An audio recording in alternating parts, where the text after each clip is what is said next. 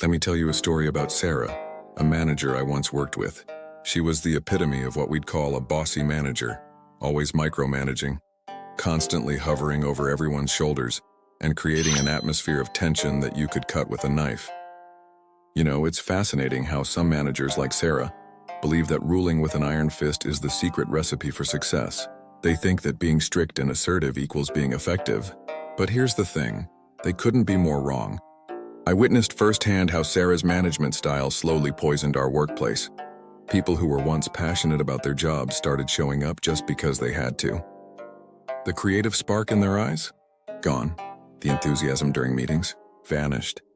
It's like invisible walls started growing between departments, between colleagues, and especially between Sarah and her team. Think about it. When was the last time you felt motivated by someone constantly breathing down your neck?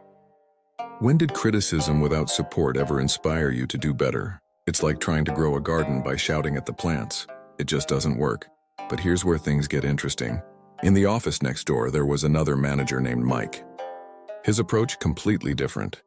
He understood that true leadership isn't about wielding power. It's about building connections.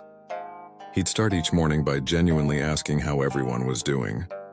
When problems arose, he'd say, "Let's figure this out together," instead of pointing fingers. The contrast between these two managers was stark.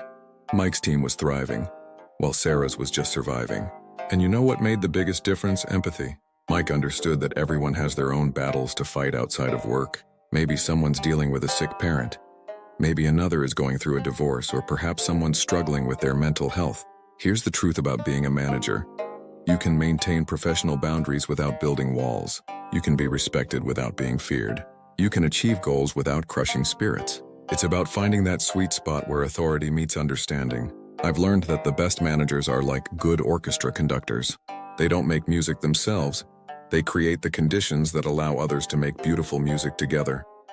They set the rhythm, provide guidance, and most importantly, they listen. So to all the managers out there, remember that your team members are human beings first, employees second. Create those boundaries, yes, but make them transparent and reasonable. Build bridges instead of walls. Because at the end of the day, a workplace thrives not through fear and control, but through collaboration, understanding, and mutual respect. The next time you're tempted to be bossy, ask yourself, do I want to be remembered as a Sarah or as a Mike? The choice and the impact is yours to make.